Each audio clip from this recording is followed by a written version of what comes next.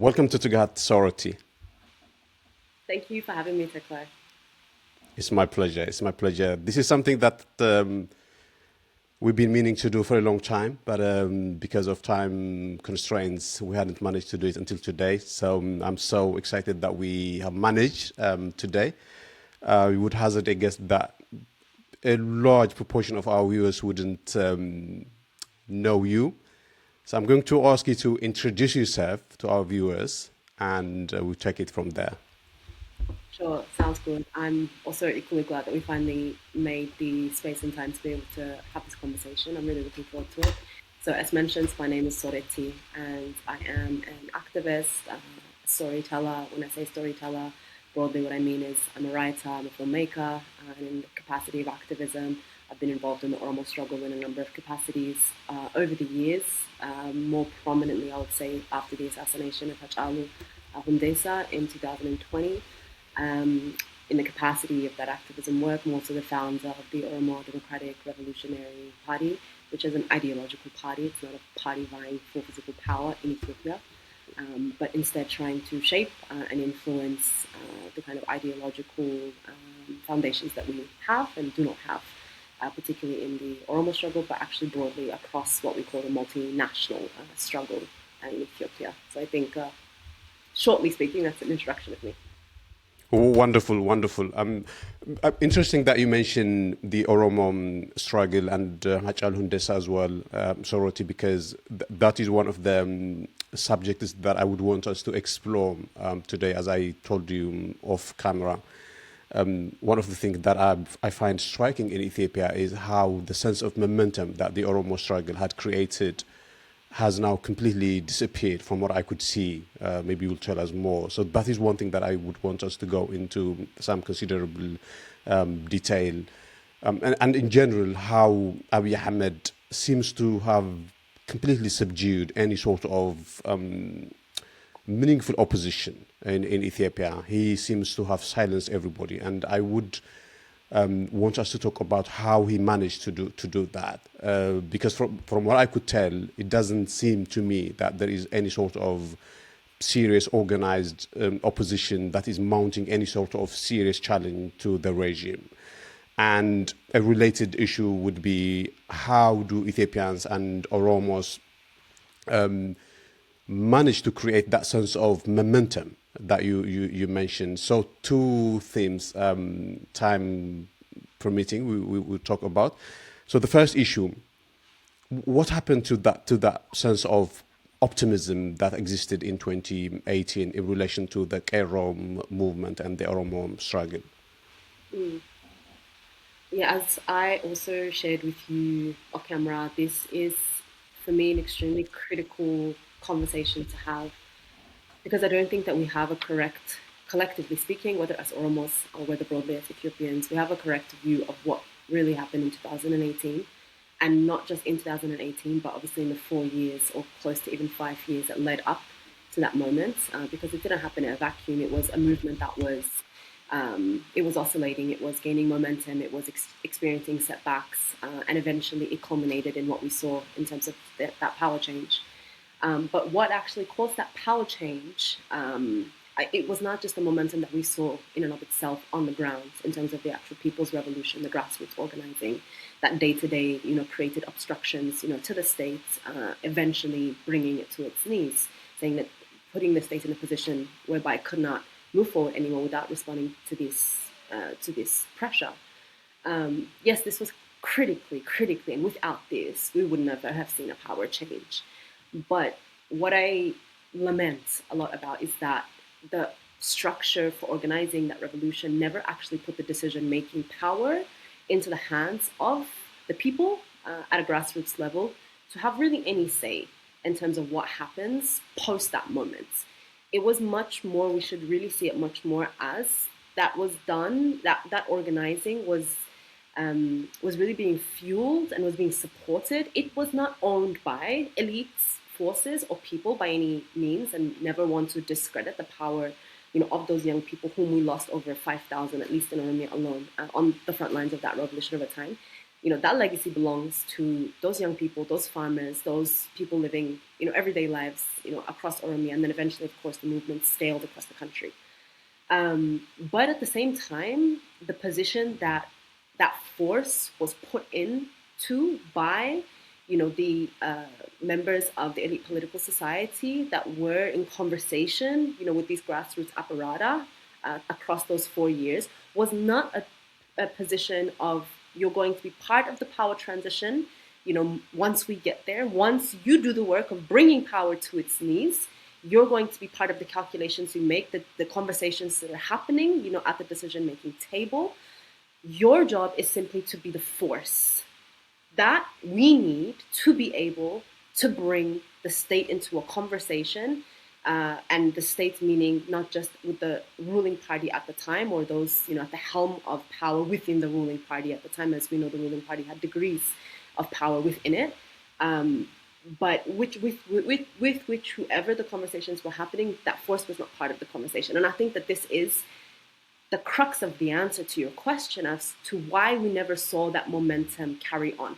Because also on the side of the movement, and when I say the movement, I mean those on the ground, but also the voices around the ground, right, that were amplifying the movement, that were trying to contribute in different ways. A lot of trust had been put, into these elite power structures, the political elites, based on the kinds of ways we develop and understand trust in our society in Ethiopia, not based on purely objective and material political analysis about what an elite is, regardless of whether they're from your ethnic group, regardless of whether they're from your regional group, regardless of whether they can speak the kind of the cultural semantics that build that sense of we are one in this, which I think it's part of why also Abiy is able to, I think, continue to mobilize Oromo support against their own interests, while at the same time, harming Oromo people, harming Oromo land. Why is he still able to get the support? It's because Oromo people put great value, to be honest. And I would say this about people across Ethiopia.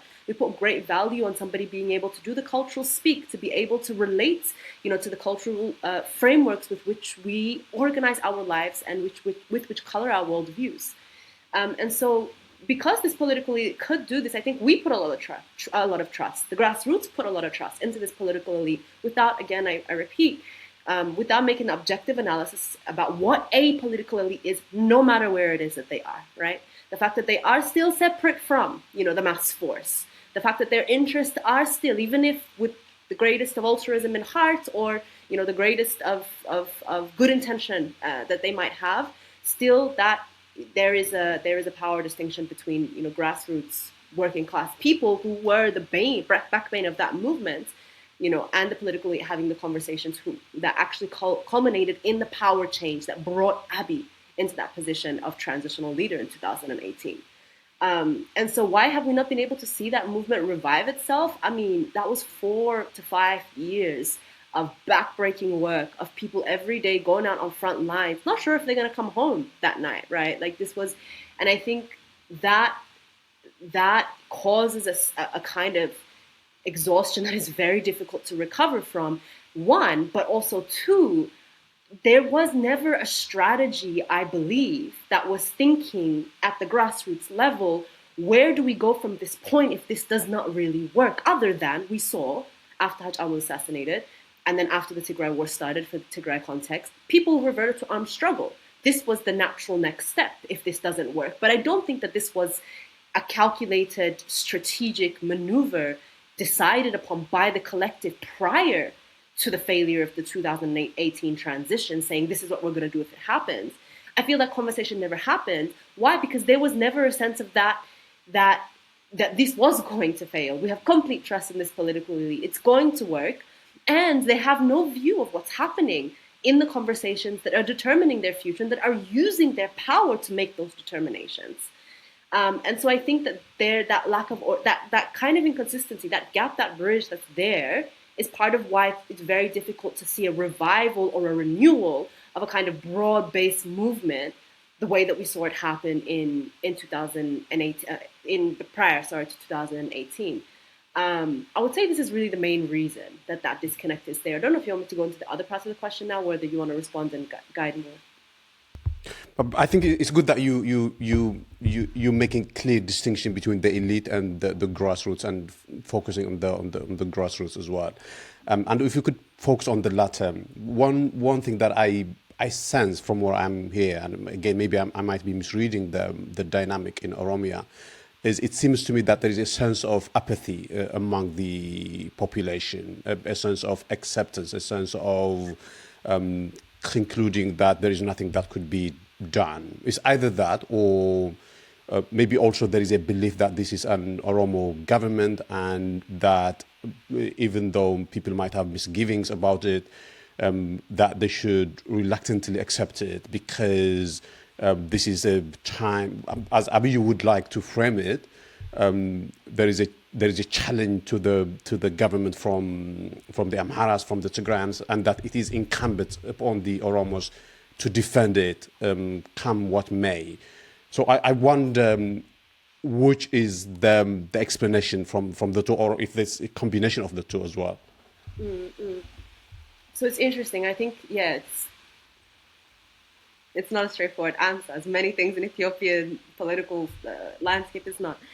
But I think, first of all, the country and Oromia is not separate from this, and especially the young people are feeling this, is being crippled by an economic crisis whereby, unless, and I have not been in the country for almost 6 years, but I would say with confidence that unless you're part of this, like you're allied with the state, you're close to that power structure, and you make your livelihood through that proximity, or you are part of, you've kind of accumulated a lot of wealth over time, and you're part of the kind of business community, for lack of a better term, that kind of class of people. A person on any kind of basic salary, from teachers, and we saw this movement with the healthcare workers, kind of grow exponentially because of how critical this crisis is. I think that, yeah, this has a real contributing factor to that feeling of apathy. People can't even survive, right? And you would think, and we will always think, not just in Ethiopia, really, when we think about social movements and what should be the catalyst, for a moment that is kind of undeterred, it should be the fact that you are in this position of really powerlessness that pushes you to take on the role of, changing the situation by any means necessary. But at the same time, like, when what you are going to eat the next day, whether you're going to be housed the next day, what your future looks like, is so in a place of it's liminal. You have no idea. The responsibility you have to the collective, this now becomes, it's not priority number one.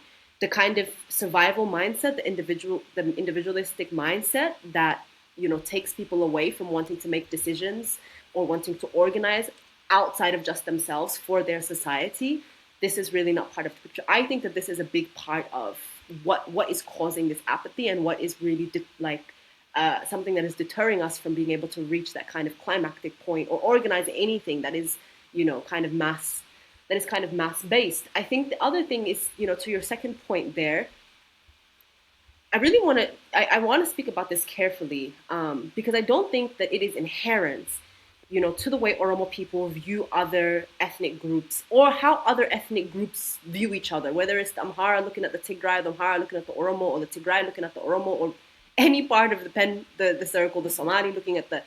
I don't think it's inherent in any of our ways of viewing each other that there is this kind of ingrained hostility towards each other. What I think galvanizes that second point you say, which is it that, there is a sort of commitment that our sworn historic enemies are not the enemies of the state. So whatever the condition is, the state is a better partner to us because they're at least by name Oromo. I think the state manipulates this and is able to do so because we as a society have never actually healed from or had any critical conversation about what the nature of our historic relationships are. We just exist within our bubbles about what my version of the truth in history is, what your version of the truth in history is, and we allow it to shape the decisions we make and the worldviews we have now.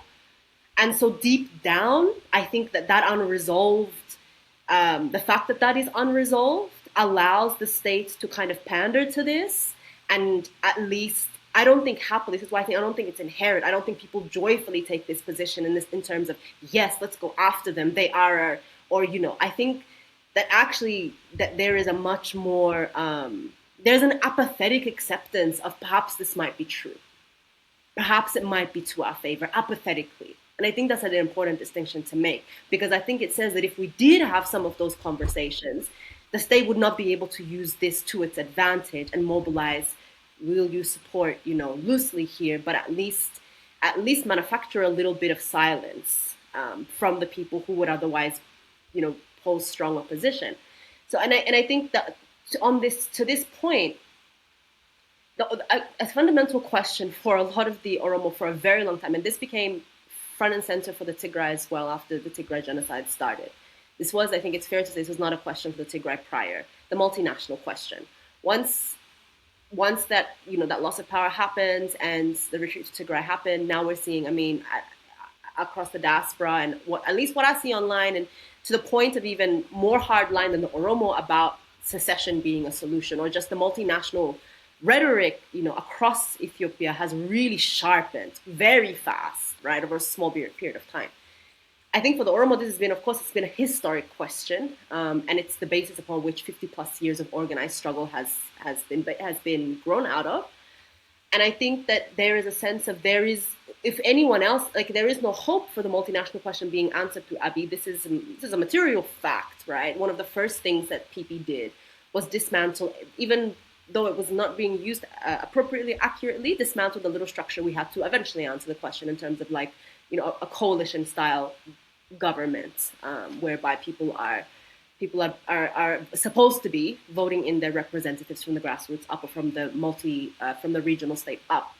So we know that there is no hope, and I don't think the Oromo are in any way under any illusion that the Abiy regime, that the PP regime has no power and has no interest or any way invested in answering this question. But I think the feeling is that there is far less likelihood that if anyone else had power, that this could be answered. But I think that this again really, there's something as a relationship between these two answers, right? In that the issue really, why the energy physically is not there in Oromia, is that the fundamental question is a class question now. What we're suffering under, we are still suffering under the fact that this is a hostile state against the majority population of a country that is really its backbone in terms of economically, right? And it needs to keep this population subdued. This is fundamentally the reason that the center of the Ethiopian state remains in this position of hostility and violence to the Oromo populace and its lands. But at the same time, the class question is now pertinent. It's the reason we cannot move ourselves to think collectively and organize. But at the same time, our our ideological position is not evolved to be now understanding Ethiopia's question from a class perspective. And so, because if it did, we would be able to find a way, in my opinion, to see what the state would like us to think as our sworn forever enemies. We would be able to see some allyship and some solidarity as possible to build there. And even we would see it more likely that we could answer our multinational question in direct conversation with these people groups at grassroots levels than we could through the state. The apathy that the state won't answer the question, and or we fear that someone else would be transformed if we could introduce the class conversation. It would be transformed into, the state can't answer the question. We don't need to fear that the next people who come cannot. Rather, we can have hope in that we can have this question answered, the multinational question, the grievances of the past, all of this indirect conversation with those who are not just our regional neighbors, but that the regional reality in terms of who lives in each of these regions is mixed, even if there are majority populations in each, even within our own regions. And this is a political line that the ODRP, the party that I founded, and the writing that I've been doing through it has been trying to really push, maybe not enough. But yeah, this is to answer your question, perhaps in a convoluted way, but the best I can do. Not convoluted at all. And you bring the issue of class analysis. And before we started recording, you told me that your material dialectic, that is the lens through which you see things. And maybe we'll get back to that class analysis, because it's an interesting issue to explore in relation to Ethiopia, because this loyalty and ethnicity seem to dominate, and class analysis is normally relegated to how should I put this? It's not given the currency that it deserves, I believe. But in terms of the ethnicity and the loyalty and the sense that people feel they have a duty to defend the government because it supposedly represents them. If I could bring the example of the TPLF in relation to Tigrans, this is something some Tigrans might disagree with, but I believe that there was a sense among Tigrans when the TPLF was in charge that it was a government they had a duty to defend, because it was supposedly a Tigran government. And that allowed the TPLF to get away with murder in Tigray, in terms of impoverishing Tigray, in terms of not caring about Tigray at all, in terms of believing that keeping Tigray poor was a way of justifying its position to Ethiopians. I don't know if you remember this, but there was this routine that the TPLF used to do where it would take people from various parts of the country on a visit to Tigray, and it would tell them that, look, Tigray is poor. We're not especially interested in Tigray. The lie that we are pro Tigray especially is a lie. And that was one of them kind of political philosophies.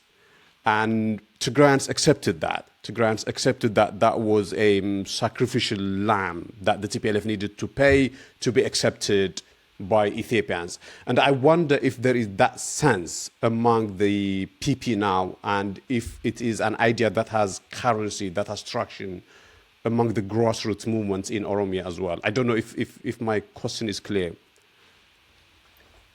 Uh, I'm not sure exactly which part. So you mean the whether the Abiy regime is kind of trying to convince the rest of the Ethiopian populace that by being heavy-handed, for very lack of a better term, with Oromia, they're trying to show that they don't have a favoritism with the Oromo, and that they shouldn't be seen as. Is that the?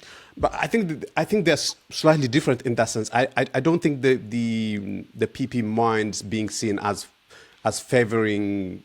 I wouldn't say favoring, but for instance, Abiy went to, I think it was to Wodlega a couple of weeks ago, and said that this is an Oromo government and that the people had a duty to defend it, and that it is trying to bring Oromia to the fore, that Oromia was historically disadvantaged, but now that the regime is trying to make amends for that, and that for that reason the people have to defend this government. So I wonder if that argument is something that sells. Right, I got you. Yeah.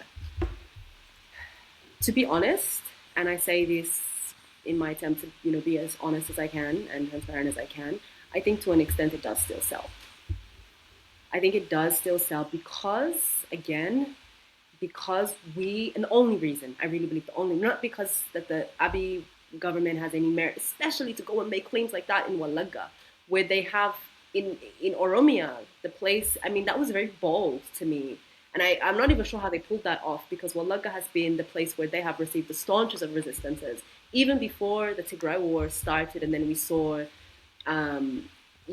we saw really more visibility in terms of the war that the Abiy regime was in with the OLA, and that became kind of more prominent as well. They were already, the first battleground for them was Walaga, as soon as Abiy came to power. And so immediately before I think even the rest of us could come to terms with the fact that the fanfare was going to die out, the fact that all the kind of symbolic, political moves that he was making to say, I'm a good leader, I'm doing this transition, to the standard that you expect, before even that could die down and we could see past that, he was already command posts in Wallagga, targeting young people in Wallagga, just trying to silence any potential or real resistance in there. So this this is only, I think that this rhetoric is only selling amongst the Oromo because we have not had the historic conversations about, first of all, what happened under TPLF. It's still a very raw wound. And I think if you remember, and I've really, I'm really regretful that I remember the person's name who I want to mention here, but if you remember the first time that it was kind of documented that Jawar, the leader of the Oromo Liberation Army, was asked if there would ever be an alliance between the TPLF and the OLA, you know, he mentioned the name of, and this is the person who I wish I remember their name, someone who had been very, very brutally tortured, you know, under TPLF regime. And I believe he's fully paralyzed, or he'd lost both his legs, they were amputated, something to this effect. And please, if someone does know this person's name, you know, it's important that we honor people like in this way with their names. But you know, he said, before you ask me that, I would hear the answer of this person to tell you what the response to this would be. This is to say that that the wound of what happened under that 27 years is so raw that I would not be the one to step into it. Obviously, different decisions were made, and that's a different conversation. But this is to say that it doesn't take much to bring the kind of collective memory of the Oromo back to a place where it is still real and material for the mass to be under that kind of oppression. And the fact that there has never been, and it's more than just that there has never been a reconciliatory conversation or a kind of, you know, a moment where we face each other with truth, with difficult truths. It's more than this. It's also the fact that when the transition from the kind of singular oppressed people, or the one oppressed people under the Ethiopian empire or state, transitions to more than that, being that the Tigray also came into the picture as being brutally targeted and attacked by the state once the Tigray war started. There was kind of the awakening that the Tigray people had, in my opinion, you know, was not one that kind of, it was very few people who were kind of like, whoa, this now means that we should kind of look at what happened. If this is what's happening under this is what state power does, you know, to us, then what could state power could have been doing, you know, to the Oromo, who have been, you know, kind of perpetually in resistance to this very same state, right? Because it doesn't matter who's in that position, it's what's being done with that power, right? Now, we're under that fire. There was very few who wanted to kind of take a look back and say, well, what does this mean now for the people group who we want and need the most solidarity from, and who were in the position of, you know, that the victim for this long period of time, at a time where, yes, we were not benefiting to the way that everyone in the Ethiopian state was being told we were as Tigray, but at the same time we were not we were not receiving the receiving end of the level of violence that we currently now are, right? Because the people who are enacting that violence against us have state power. So very few people wanted to have that conversation, right? And this is why I think also it was very easy for them to mobilize this support from the Oromo for the Tigray war the first time, and why now, as they beat the war drums again, you're seeing, like, yes, people support it, because the historic conversation is we have not been able to have it, and so there is this, particularly with Tigray, that they're kind of this, you know, allied with the Abyssinian, you know, the kind of hegemony in the north, right, as part of this, you know, Habesha ruling class or entity, who are against, or who are in opposition to, the contradiction is with us, as the, you know, the Kushite or other, you know, African people group, you know, in the Horn. But then also I think, yeah, that transition, there was actually hostility, imagine, towards the Oromo for why aren't you immediately, and people are still like, what do you, like, which people are wide-eyed at, that was not the catalyst for a conversation of more meaning and a conversation of more depth, not a groveling and like, oh my God, you know, we're so, but even just to understand, right? And I say this to understand, I even remember conversations I had around that time, and people were asking very basic questions. And this is how you know that there was 27 years of privilege, and why that privilege is now being, I'm not talking about this just to say, y'all, no. If anyone is aware of my work and the position I've taken on the Tigray war, it's not my MO here. Why I'm saying this is to say, that this is what the Ethiopian state is now weaponizing to get this support from Oromo people, from the Oromo mass, to say we need to go for these wars because they are a historic enemy, right? And it's because they utilize the fact that there was this 27 years of privilege. They do it successfully because it was there, and how do we know it? I remember one conversation I had, somebody was asking me for the basic kind of structure of the EPRDF over that 27 years. Wait, what? Where were the Oromo in it? Did we really have full, what was the, oh, these positions, oh, these power dynamics exist. How did the EPRDF get formed? Was there a, so when you know, you don't have to have, I had this information before I turned 20, right? Like this is something that could come off the tip of my tongue for me. Why? Because it was life or death for us, to understand these dynamics. And people in my peer group or even older than me not having the same understanding shows that it was not necessary, right? To have that understanding. So I think it is easy to sell, but it's only easy to sell because we as a people have not done the work. And there is a distance between us. And if I refer to some Oromo worldviews, cosmological worldviews about what distance between people means, when we talk about safu, which is the interrelatedness between all beings, between myself and you here in this interview, between this interview and the people who will watch it, between myself and the forests around, like the safu, there is an exchange between everything that has life. And when that exchange, that line of exchange is broken, which I really believe, and we also use this analysis, this framework in the ODRP's political analysis, when that line of exchange between people has been riddled with harm for so long from either end, there's a brokenness that takes place, and the distance between us becomes really tainted by pain and trauma. So there can no longer be an exchange. So that distance between us is being fundamentally exploited by the state. We do not need to be enemies in this time. The Oromo could be, as a mass base, the greatest resistance to this current war effort that is coming, and we should. There's nothing that we benefit from it, right? There's nothing that we benefit from another people group being killed. There's nothing that we benefit from a state increasing its capacity just generally to kill, which is what it's doing with its partnerships with whether Israel, with whether whomever. All it's doing is becoming a greater warmonger, and that power can turn upon anyone at any moment. And even if it is not that we don't benefit from the war, there is no way a person, part of the human collective, could ever benefit from another people being slaughtered. So the Oromo, this is fundamental really to our law as a people, as our worldview as a people. And we're not pacifists as a people, no, but we are really humane with our understandings of where conflict should be employed and where we should avoid it. And this is in no way a righteous war. The Oromo, the only way PP can sell it to the Oromo, and they are succeeding, as a righteous war, is because the wounds that, if were healed, could not be exploited, are still sitting wide open for us. We'll get back to the war drums in relation to Tigray and how Abiy is trying to manufacture consent in Oromia. He's trying to make Oromia his kind of springboard to get support to so that the war would sound like righteous, as he say.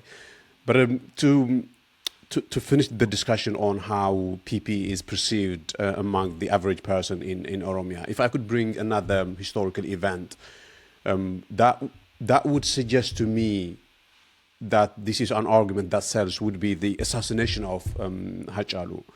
Now, as you know better than me, he was such a monumental icon figure in Oromia and in Oromia's struggle. He was the conscience of the nation, if I could put it that way.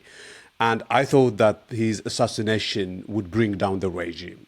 That is how serious I thought that the assassination was. But nothing of that sort happened, of course. It was quietly accepted.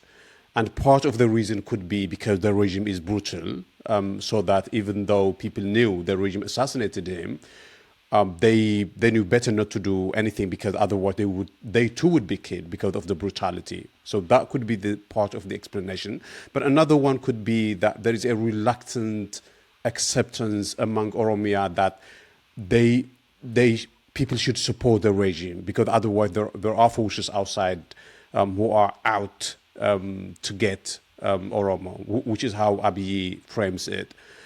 And the reason I'm trying to push you on this is I really want to understand how Abiy and his regime is perceived in Oromia. Because if it's perceived in the way that I suspect it is, in the way that people are ready to excuse it from anything, then that would mean that it would be able to get away with anything, like the assassination of Hachalu, like the arrest of prominent politicians, or it could go on to do anything really, and people would accept it and justify it because of the sense of paranoia that it has created. So that is the reason that I'm trying to push you on that. So if you'd like to reflect, especially on the assassination of Hachalu, I think that would be wonderful. Yeah, sure. It's so interesting to me that we're now on the sixth year. This will mark 6 years since the assassination, and still mention of that assassination is very visceral. Feel it in the body, and it's extremely emotional to remember. Which it speaks again to the magnitude of the state taking this person's life. For the Oromo, that was a very calculated move by the state, and there's two things. Okay, the fact that the regime did not fall short amount of time after that, I think was what the state was trying to test.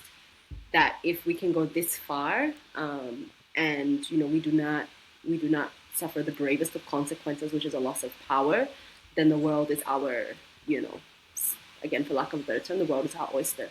There's that we didn't successfully topple Abiy, within a short amount of time after that. There is also this other reality, and it's in opposite, a bit of a contradiction to what you said. After Hachalu's assassination was when we saw the greatest resistance mount overnight to Abiy amongst the Oromo mass. It's just that people completely, there was no, and it was such a strong resistance that people were not even, well, let's maybe re-explore some of the strategies of kind of non-violent resistance that we had employed before because they worked, because, let's kind of think this through. No, it was very visceral. People they didn't go to the streets, they went to the forests overnight. The ranks of the OLA after Hachalu's assassination were so overwhelmed, and I have goosebumps when I say this, because this is what it meant for the state to take this person. The ranks of the OLA were so overwhelmed with new recruits that they could not even they didn't have enough space to train them. So this tells you, we did not, and the thing of success or failure as to whether that pressure and that point of kind of what we call it inflection, and the kind of ebbs and flows of how this movement work and social justice movements work.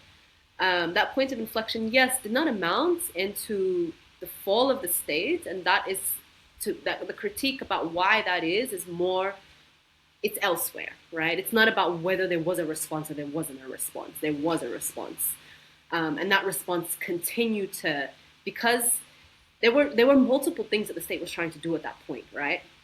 It was trying to criminalize all expressions of Oromoma. There is an analysis that a journalist, I won't mention their name here, but a journalist in Oromia made to me, and I believe I want to say that they made it in public writing, but I'm not 100% sure.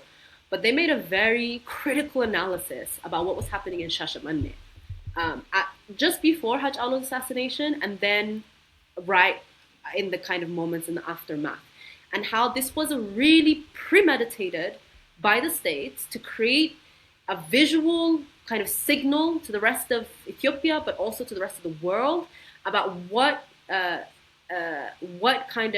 call radical Oromoma, right? Particularly maybe the one that associates itself with the symbolism of the resistance, which we need to understand. The symbolism of the resistance for the Oromo is part and parcel of our cultural identity as well. And the attempt, and this is, I'm going in a tangent, but the attempt of the state to kind of separate these two things is also a deliberate attempt, to kind of erase the symbolism of the OLF flag and to kind of get us to take on what they view to be subdued version of the Abagada symbolism, which is not subdued at all. This is the heart of what it means to be in resistance as an Oromo. But it's been colored by the state's own meaning. But what happened in Shashamane is really important to understand, because we see that the war upon the Oromo was multifaceted and multi-front. It didn't begin and end with the assassination of Hachalu. That was just one piece of, the state's own puzzle. And so the effort there in Shashamane was really to make sure that people saw anyone who was an Oromo, young, particularly male, who at any point had any, again, aligned themselves with these symbolisms of resistance, that they were an enemy to who other ethnic groups in the country. So the basis for the false flag operations that have happened in Oromia since then. This is what they refer to. They created this event to make sure there's always a reference point, right? And so what the Oromo were up against after Hachalu's assassination was not just the grief, was not just the rage, it was also all of the different strategies employed around that event to continue to corner these people and their way of life and their identity and their history, actually. And so, yeah, this is, I think it's really important to understand, because also, and I didn't mention this in the previous answer, I really wanted to, I forgot. This is also how, because if the Oromo, and this is, I know, going to be super sensitive for any Oromo listening to this, but we got to go there eventually, and I'll keep going there. This kind of, if we could resolve, just even for tactical purposes, which we didn't in 2014 to 18, which is there was no real solidarity between Amhara and Oromo in 2018. This was just momentum built in Oromia. Amhara wanted the government to also fall. They jumped on the momentum, looked like there was solidarity. There was no real actual solidarity, because solidarity means there's something in the relationship that changes, right? It means there's actually now some mutual care, and doesn't mean it fixes everything, but there's something that shifts. That was not there. It was completely just for the moment it was. But if we could do something between the two of these groups of people, whereby the state's rhetoric and the state's kind of manipulation attempts cannot seed more hate between these people, then we would see and this would just be kind of a ripple effect, unlike any other across the Ethiopian multinational landscape, because the greatest wound in the country at the moment, and historically speaking, is between these two people groups and between these, So, but what they want to do then is really the target. They want to make the historical victim. They want to change the position of the historical victim between the two. And then we saw also what happened. They went and they mobilized Fano. This again to the question of how can the Abiy sell I'm an Oromo government to the Oromo. It's baffling, because the enemy that the Oromo see at the borderline is Fano. They were beheading, this brutalities beyond our imagination, sure. But the wound, this is how we know the wound is so severe from history, that we cannot say, but it was the state that mobilized Fano against us.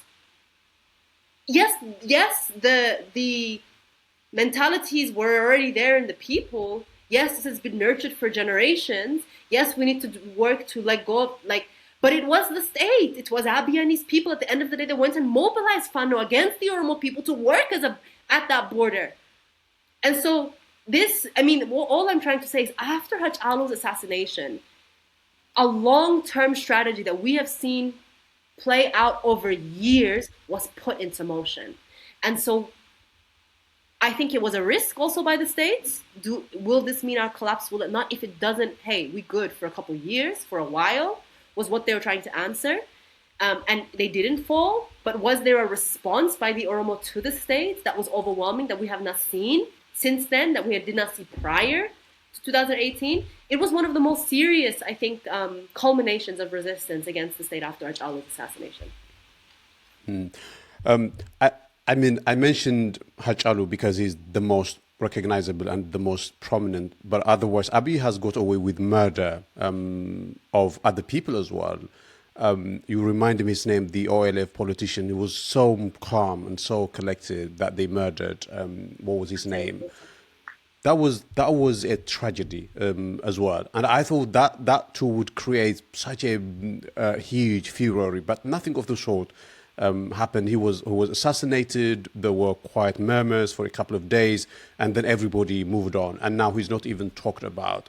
And for such a high-profile politician who had a lot of promise and hope, and especially the way he talked about Ethiopian politics, he was somebody that I had a lot of respect for and hope in. And for him to be assassinated in that way, and then for people to move on, it's painful. I find it painful. And it's also other things. Jawar was jailed for, I think, for about a year, and nothing happened. And you think in 2018 and 2017, if somebody like Jawar was arrested, it would be such a huge event in Ethiopia. But it wasn't. It was something that was quietly accepted. It could well be that Jawar was arrested until today, and nothing would have happened. People would have accepted it. And the way Lemma was completely sidelined from Ethiopian or Oromo politics, you wouldn't have thought it would be possible to sideline him in that way in 2018. But it's a fact of life now that is completely out of the picture. So you put all these things together and you wonder how it is that Abiy has found it easy to do these sorts of things. Yeah, sure, absolutely. But Teorgesa's assassination, all the other events that you mentioned, actually, Sadale asked me this question in a previous interview about why, particularly, Bate Urgesa's assassination wasn't, or what that meant to the Oromo, populace. And I think, yes, that should have been another Hachalu Hundessa moment. And I think that the reason that it was not is because what is the alternative in that if what we did for 4 to 5 years leading up to 2018, we need to call it what it was. It was okay. People can argue about whether this is a correct comparison, but I think we can liken it to the nature of the Arab Spring, in that it was one of the biggest grassroots revolutions that succeeded in toppling, at that point, which was almost 3 decades, of dictatorship by the ruling class. To replicate this again, right? It's like kind of like saying, why didn't the kind of Arab world go into another Arab Spring once they saw that the fruit of their labor did not produce exactly what they wanted? It's like, it's really a question of the lifespan of movements and these kinds of revolutions and what's possible at different epochs of time based on what has happened in the past, based on energy expended, right? And based on time, like movements do go underground, they do become insular, this isn't always a sign, they have to rest, they do take, like they do splinter and scatter, and the kind of collectivism, because what's really necessary, and we could also ask the same for Sudan, right? Like, I mean to say that this is not a question isolated to the Oromo or to Ethiopia about what happens to social movements after they go through a huge kind of expending a lot of energy and really striving for an outcome and getting into that outcome does not produce what you want. Then you're confronted with the kind of the I don't want to call it collateral damage, but you're confronted with the next phase, let's say. Then what happens at that next phase? Why do you not just go back to the front line with more energy and more strategy? Like, we're dealing with millions of different human beings and all of their individual realities coming together for a split moment of time, right? And saying that for this split moment of time, there's nothing more important to me except my collective reality. I could die for it, and I will die for it. We should not downplay how much it takes to come to that kind of split moment of time where everything is working in perfect balance and favor for that moment to take place, right? So I think we need that context, first of all, to talk about how we're not seeing the same level of responses in Oromia or even elsewhere across the country, right? Like, because these kind of high-scale assassinations taking place amongst the people group whom the state says that they are number one in representing, or who they are of, or who are their main support base, should be a telltale sign for everybody else about what can happen to you, right? So we can say it for the entire country. But I think, so I think this is really one of the main reasons. But again, let's go back to what happened, the change of dynamic after Hachalu's assassination, that we went from not necessarily people no longer being organized, but people lost complete faith in nonviolent resistance. We saw it pop up again with the healthcare workers movement earlier this year, which brings me to this point again of the only thing that I think at this point that can be a catalyst for that level of organizing needs to mirror what the existential need of the moment is. Then the reality of what we face as an Oromo under a regime that was cracking down Oromo people, and we're still experiencing that. But I think there is a need that is superseded now. There is a need that is superseded for all Ethiopians, and that's the class question and need. Doesn't mean that the other need is not there. Doesn't mean we don't have to answer those questions. We absolutely do, and we must. But there's a need that is superseded. It is economic experience, and this is why we saw that the only place where that organizing took place was when we were responding to that economic question. But what we saw then was a complete, to answer the question of the national Oromo dilemma, to answer this, we do not now have any power left in us, any ability, anything, any energy to do this, negotiating a little bit with you, blocking the roads here, then you negotiate a little, doing some tactical relationship with people who we don't actually think we like. We don't like them, we hate them. We're not saying we, I'm speaking, right, in a way to, this is a collective mentality. We don't even want to resolve anything with them, but tactically we'll do it, This takes a lot of energy, and I think this is the energy we don't see. We don't have it. It's not there in the mass anymore. When people want to resist, what do? They say, Abiy must go. They go to the armed struggle. So this is, fundamentally, this is a shift. It's not that it's not that, sorry, I have a bit of a cold, so my words are coming out a bit. It's not that the resistance is not there. It is fundamentally, it has changed form. If we want to see that level of resistance, right, where we see people coming together and we see all of the kind of the brewing of the conditions take place in the way that they did leading up to 2018, then the reason that we build has to match the most urgent, pressing existential need that we have, which has now become the economic. That is the oppression, tantamount, of course, with the fact that the state is still cracking down on Oromo people for their very existence. Absolutely, like anything that is not kind of taken as ownership by the states to be kind of Oromo cultural practice, because the state has really made a differentiation between that. When you do a recha, you do it under our watch and our banner. If you're doing it outside of that and you're practicing the kind of the ritualistic observations that happen more regularly throughout the year, so on and so forth. No, we can't do this because this could mount resistance against us. Any cultural practice of the Oromo outside of the state's control is a threat to the state. So we see that there's a huge separation between what the state's Oromoma is and what the actual Oromoma of the people is. So there is still this, but again, the day-to-day need that we need to respond to get people to converge again. We need to shift the question. It's no longer a multinational question fundamentally and only. It's still there, but there's also the class question in it. If we could, sorry, zoom out of Oromia, Soretti, and bring Tigray into the picture as well, and kind of have a holistic view. What do you think the lessons that Oromos should have learned from Tigrayans in relation to how they saw the TPLF? Oh, wow. That's a really great question. Because I think that Tigray, and I think this has to do actually with the fact that the way that and you'll correct me if I'm mistaken here, but what I understand is that the way that Tigaru mass have been prior to 1991, their relationship with their political elites was not so much based on their Tigrayness. It was actually much more based on political ideology, right? This is how they were taught to relate to their political elite. This was how they were taught to trust or not trust their political elite. This is where the loyalty was asked to be coming from, is from this position of the mass more or less should have some level of education about why they take up arms, about why they, from the perspective of Marxism as was adopted by the TPLF in that point leading up to 1991.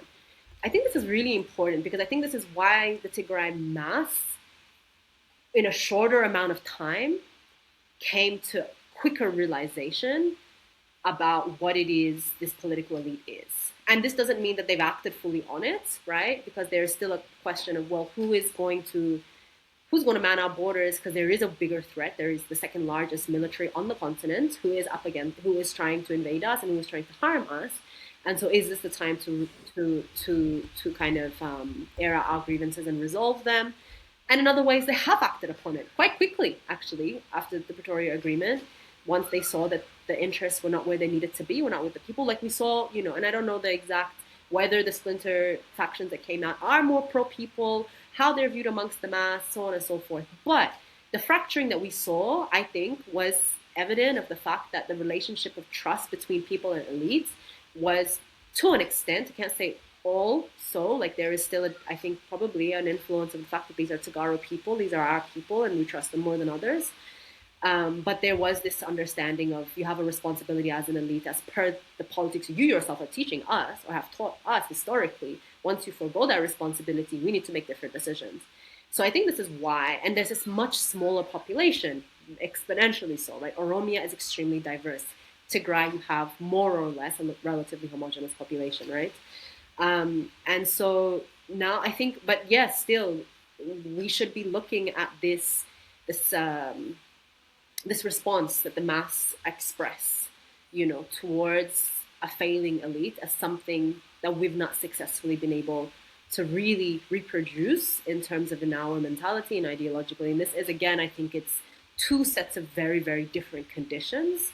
And I think also what has kept over hundreds of years this population, this extremely diverse population. I don't know if people really realize or can reckon with how diverse Oromia really is, right?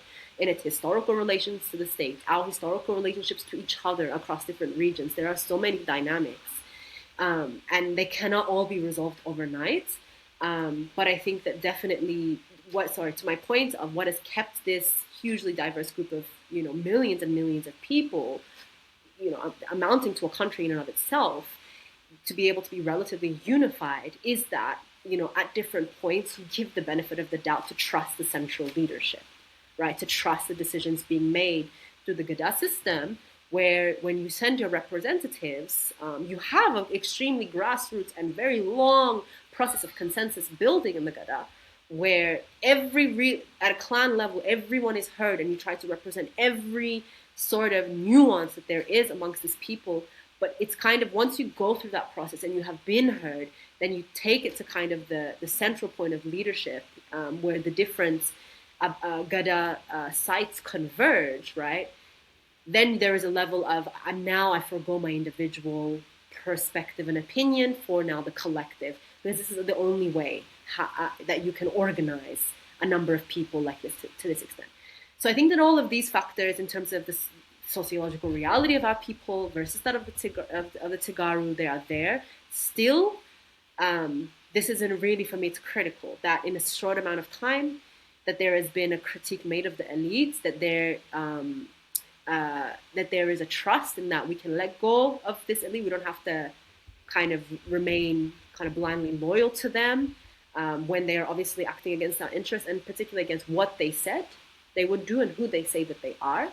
We've seen this with Abiy multiple times. Like, he acts other than what he says he is and what he said he's going to do. There's so many. I mean, again, for me, the ultimate contradiction is always, wow, he goes to Allah and says, your sworn enemies, Fano, Tigray. At least for Fano, it's you funded Fano. Fano exists because you created them. So again, these contradictions are there, and the reason I think we can't see them is, again, we have fundamentally different sociological lens with which we see what it means to be part of a collective, with which even the Oromo struggle in its 50 years of evolution, over 50 years of evolution now. I think that one of the mistakes that we made was that the kind of responsibility to ideologically engage with our struggle beyond the kind of nationalism points of, like, we're in Oromo, we should support, the OLF. This was not a responsibility that I believe our leadership really deeply gave to the people, and said, this is also your work as well. And so I think that, there is some tools that we do not have, politically speaking, to kind of make the critique and, take the necessary action as a result. And I think some of the historical moves that TPLF made with their own people afford the people this, more in this moment, and then all the other factors that I mentioned that create really different circumstances. You mentioned earlier, Soretti, that the Tigray genocide, and one of the damning characteristics of it was the absolute lack of solidarity from many corners of Ethiopia, when the Fano and the Eritrean forces and the Abiy forces were perpetrating the most horrific atrocities. There was a lack of solidarity, number one, and also a tendency to to explain away what was being done to Tigrans by Ethiopians. And when people try to, I don't know whether this is something that I agree with, but when some people try to make sense of why there was no solidarity and why people were all too happy to explain away, they say that there was a sense among Ethiopians that Tigrans and the TPLF were one and the same because of the kind of politics that the TPLF had followed, and that people couldn't make a distinction between the people and the party, which was why they were happy to accept what was being done to the people, because they misconstrued that as something that was being done to the party. So when I say are the lessons that the Oromo people could learn from the Tigrayan people and how they saw the TPLF, I also, what I have in mind is whether there could be certain sentiments that other Ethiopians could develop towards the Oromo people because of what the Abiy regime is doing, not just in Oromia, but across Ethiopia as well. Sure. Well, Tekla, what I would say to this is, I think that the module you're talking about, actually, it started in Oromia. And it was developed under that regime, that 27 years in Oromia, where everyone was, like, if you're an Oromo, if you're a young, particularly if you're a young male, and you have dreadlocks, and you are, I don't know what you're doing, actually. I don't even know what the list of criteria specifically is. At one point, it's if you're listening to resistance music, or not even just if cultural music, you're part of the resistance. If it's your, if you don't even believe that Ethiopia's history is benign and not harmful, if you believe that Ethiopia has a violent history, you're the resistance. You're holding a gun in my face. If you want to say that Menelik committed genocide and forcefully colonized our people and incorporated them into the state, you're part of the resistance, or you're far end of the resistance, right? So I think that to be honest, the Ethiopian mass have for a long time had this perception of the Oromo as being these kind of outliers from the state and deserving of the response that they get from the state. And I think that this is what I mean. It's not for me to say that what the perception that people had, you're correct, that they're saying everyone is a TPLF. Well, even like, let's just, for argument's sake, take that to be true, that everyone in Tigray, is the TPLF. How does that in any way, like, what is it that how are we thinking as a collective that means that women should be raped to the extent that they were raped, that means that children should be bombed to the extent that they were bombed, that means any of what happened in Tigray was righteous or correct? This is the mentality of the most genocidal state currently on the continent, on planet Earth, in my opinion, backed by, parallel to the United States of America, is Israel. This is exactly this is how they manufacture their support amongst Israelis to say that everyone is Hamas. I remember I read and this is very much exactly what you're saying. Every Palestinian is Hamas, and even if that is so, does that mean there was a recounting that an Israeli occupation forces soldier gave of the first time she went into Gaza, and she said the commander, to show them how to deal with Palestinians, there was a little child sitting there playing with toys, a Palestinian child, and the soldier went and broke all his bones in front of his brigade or whatever, and he says, this is what we do to Hamas, or they're all the same, we need to kill them at this age. This is the level of insanity that this is exactly the same thing that what you're saying here is how we were taught to think, and you're right, because that's the only way we would have seen women be raped to the extent that they were, and all of the atrocities that happened in Tigray to be able to take place. And I don't know where it comes from. I'm not saying I understand how can people, because I'm still confused. My question is, even if, how is it still your mind can accept this? Even if, right? And it's not, number one, like it's not, but even if. And so to now the question to the rest of the country, to the Oromo particularly to the Oromo, the rest of the country is a little bit different. I think to the Oromo, we've been in this position of, well, even like across that the first period of leadership that we had, from 1991 till 2028, the kinds of things that the Oromo experienced, I think that really subconsciously, deeper level, that a lot of it was the Oromo that took it upon themselves after so long to say we can't live like this anymore. We need to remove this oppression from us. And then there was shared interest, and so the other people joined on. But this was because there was nobody who was going to come to say this is not fair. You're going through this, because deep down, I think people thought, well, y'all don't really see yourselves part of this country anyway. You think that history was like this anyway. You think that you're not really Ethiopian anyway. You think that you're not. There was a lot already there, a lot of baggage. And again, yeah, to this, it doesn't make an excuse. And again, like as an individual person, positions I've taken, since 2018, and then most of from 2020 onward, in the context of the Tigray war, is always to speak against these kinds of generalizations, because they support these war efforts, because they give power, to these really horrific endeavors. But so it's not to say, well, we experienced it and so, right? Like this is why. I don't know. I don't understand how it happens in Palestine. I don't understand how it's happening in Ethiopia. I don't understand how the rhetoric is happening with the RSF, and the support of it against the Sudanese people, when they say, any person who is kind of dark skinned looking, or whatever the rhetoric is there. This rhetoric that we have engineered as a human society to support unspeakable crimes against humanity, is where it comes from within us, and how we find it justifiable, how we sleep at night, I don't know.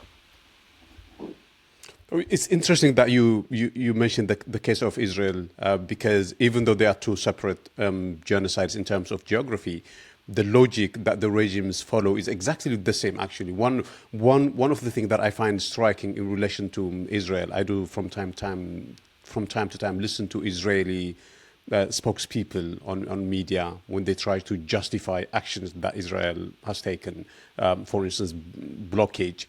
And they would say the reason why it is justified is because Hamas would otherwise siphon off the aid, and to deprive Hamas of any ammunition, any supply.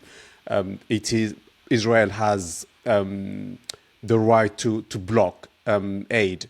Another way of saying that would be that it is acceptable to starve children to death, to prevent Hamas from getting access to food or something, right? That's what they are saying. And put it that way, you could immediately see how barbaric the logic is. But they don't mind saying it on TV, coming on TV and saying that Israel is justified in laying siege to Gaza to prevent Hamas from getting aid. And it was the same logic that Ethiopian officials were using in the case of Tigray when they imposed communications blackout and when they sieged Tigray. Various government regime officials, I should say, appeared on TV and said that because the TPLF was stealing aid, Ethiopia didn't have the responsibility to continue sending aid to the TPLF. So the children and the women and all that were acceptable prices to pay to deny the TPLF from getting aid. It's I find it striking, the kind of logic that they use. So it's good that you brought that example, and I suppose they use that example.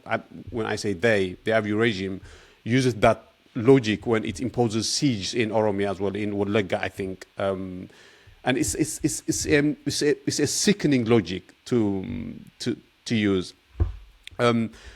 But just one more point on this. You mentioned the armed resistance in Oromia today. I want us to go to kind of solutions. What is the way out? And maybe some people would say that one way out is the armed struggle, whether that is Fano or LA in Oromia. But I wonder how viable they are today. Sure. So This again, it's two things for me. The question of the effectiveness of the current armed movements we have in Ethiopia, and the question of armed resistance overall, in and of itself. I think we need to really remove, to an extent, this is going to sound very strange, but let me explain and give it context. But the morality question of what arms means, to be honest, in this day and age. This is not to say, uh, I can just see that sentence being made into a soundbite. Remove the morality question from the question of arms. No, actually, what I mean is kind of the way that the state equates. It is the bearer of the power of arms, and it does what it wants with it. Commits horrific atrocities, but it creates a kind of confusion, around ethics and morality amongst the people if they find themselves in a position where they say, perhaps I have no choice. Now you're wondering, and rightfully so, it's not a small decision to make to take up arms.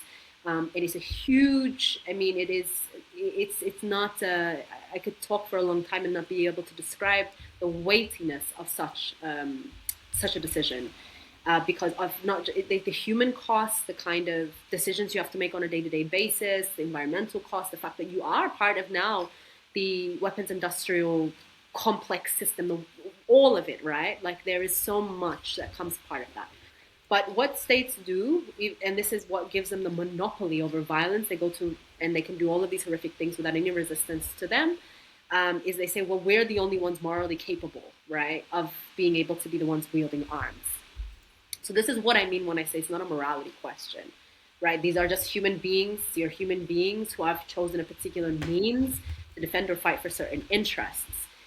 The way we should take up the morality, we need to be more serious on the end of those in resistance who deal with the reality of taking up arms.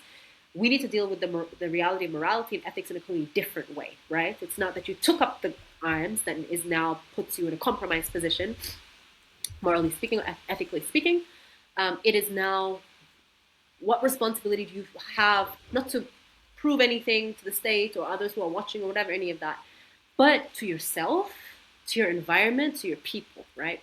These questions and how we're answering them as people are carrying arms right now in resistance across the, I'm not going to specify an analysis to either the Oromo or the Empire or anyone, but the way this is, we're not doing this well enough, in my opinion, and it's why I'm saying that the question of armed resistance or not armed resistance is different from the armed resistances that we currently have, good or successful, or going to get us to any location of, like, what's the point of it, to topple power, right? As a means, like as a material means, we cannot, in my opinion, negotiate or to subdue the state. We're seeing Abiy. I think fundamentally we need to understand. Abiy sees war as part of his identity as a leader. He doesn't see it as a separate means. He sees himself as, if I do not wage war, because what did all the other emperors do? And what does he see himself to be? The final of the lineage. And what did they all do? What marked them was successful wars or not successful wars or whatever, right? Conquest and not conquest.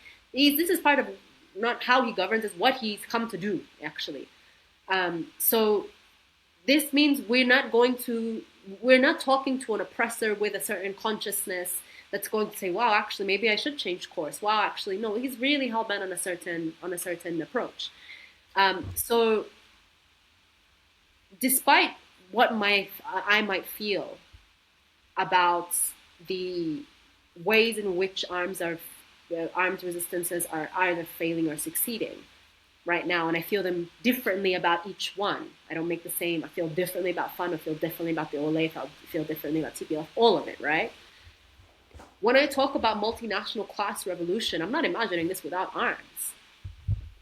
I'm just imagining it with an ethic and an understanding behind why we carry those arms, to be fundamentally connected about how and why we will one day put down those arms.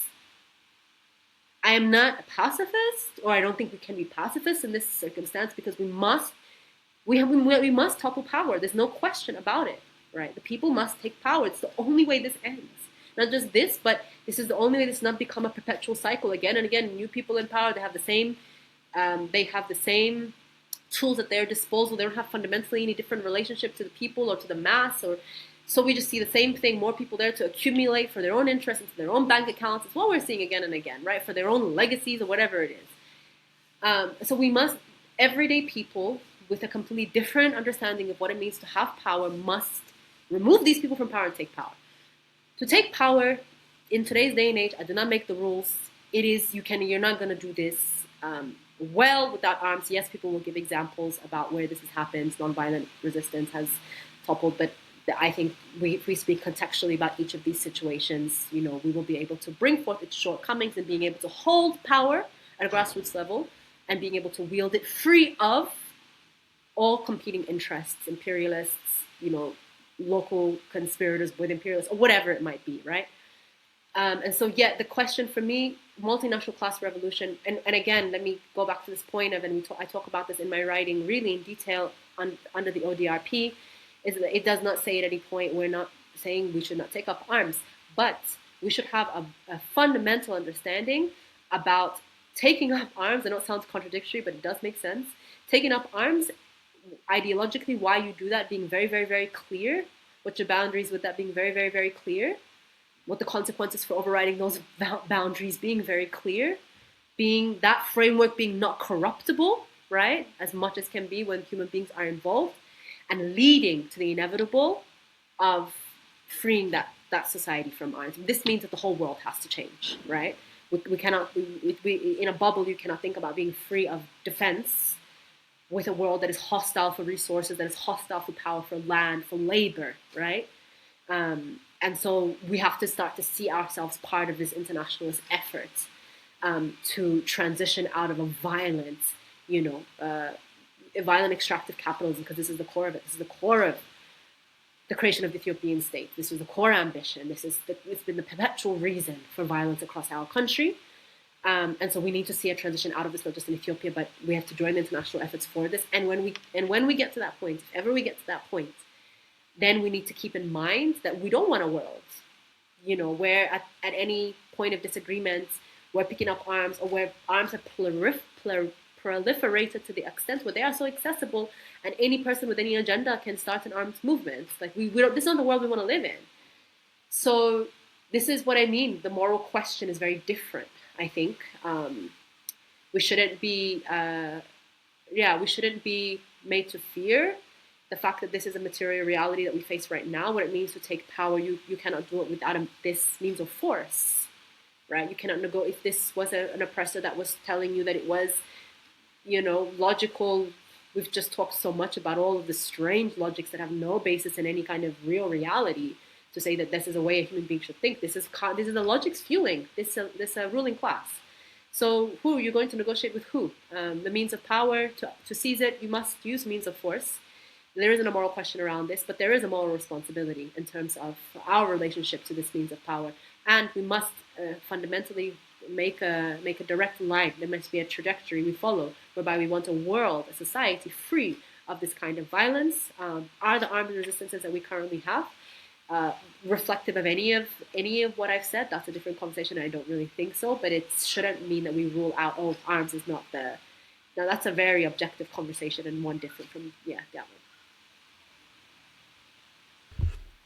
I think you raised a fascinating point in relation to the morals of armed resistance, because in Ethiopia, it's not a discussion that people have about morals. To the extent that they do, it's a caricatured one. They would say that the state has the monopoly of power, as you said, and that people who are trying to challenge the state via armed resistance are challenging the sovereignty of Ethiopia, and that for that reason, they are wrong. That is pretty much how the discussion is had in Ethiopia. But of course, there is more to it, as you say, and it's something that I would encourage our viewers to think about that, because it's an interesting point you make. But another striking point you mentioned is that Abiy sees war as an end in and of itself. It's not a means he's using to achieve something, but it's an end. So presumably he wants to rule Ethiopia by creating havoc and then by managing that havoc. Is that what you're saying when you say he sees war as an end, or Yeah. that is his identity? I don't know how he really wants to rule Ethiopia because I think, or I don't know how he thinks any of this is going to produce a circumstance that is favorable for him. Like, so let me just speak on that, and I'll speak to what I really think how he relates to it as an identity. Because even the calculation of this is now time to build another war front, and the Eritrea, Tigray. Who, even me, I'm confused. Who are you trying to go to war with? Are you trying to go to war with Eritrea because you want the seaport? You're trying to go to war with everyone on the way through. Like, there's so many blurry things happening. Of course, we know what the rhetoric is, and who he's saying are. But even in that region, like, it's the Horn right now is so destabilized by conflict, that what would be left, right, through another war effort for you to even rule over. For me, it's like such a miscalculation. Even if I was a dictator and I, was hell bent on power to the same extent, like, I'd just be making some different calculations. So again, like, is his end to rule over people by force? I don't know what his end is because nothing is really making much sense. Maybe other people have different opinions about this. What I mean when I say that, like, it's part of his identity, like this war is an end, it's not necessarily a means, is that the war culture in Ethiopia has really been like each of the emperors, for what they are revered for across Ethiopia's history, by those who they are revered by, right? There's the other end for each of the epochs of Ethiopian history where there is a opposition or there is an oppressed people. But for those who are like, what is our story of victory? What is our story of valiant character or any of this? It's so tied into that central leader that went for, and we have it in Oromo culture too, right? The people who we praise in our songs and in our storytelling are people who through war they achieve conquest, they achieve some expansion of the Oromo parameter, let's say that, and then it's the same with the Ethiopianist perspective about what it means to be a successful, good, memorable. Don't worry if you're good. Let's actually remove good from that because there's always people who don't think you're good and others who think you did wonderful at that time. But don't worry about good. What is memorable about a leader is this: did you expand the territory? How hard did you fight that war? How many times did you go to war? Were you persistent in that war effort, right? And I think that more than anything, Abiy wants to just be remembered. I don't know why there's a fly here, but I don't think he cares about, to be honest, much else. Like, I think he has another kind of end of what he wants to be remembered for, like this kind of, technological innovator who was able to, this prosperity ideology of like, was able to see past the restraints of material now reality, where people are poor and people are struggling. No, I don't look at, this kind of very new age, manifest your reality, spiritual perspective. I think he's really in this category as well. And he wants to be seen as, I was not limited by our perceptions of ourselves as not having, and you too. Don't worry if you have not eaten today. Just worry about what, I don't know, like, it's comical to me. Worry about the future of the nation, even though you can't afford, I have made it so you cannot afford rice right now. There's a very funny Instagram page that makes a lot of commentary about this. I forget their name right now, but if we think of it.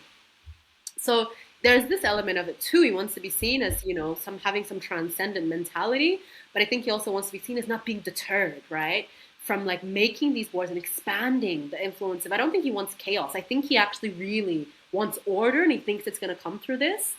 But this is why I say I don't understand the calculation, because how is this going to lead us to order at all? It doesn't make any sense. Regionally, it doesn't make sense. Country-wise, it doesn't make sense. Even as a dictator, not making sensible decisions.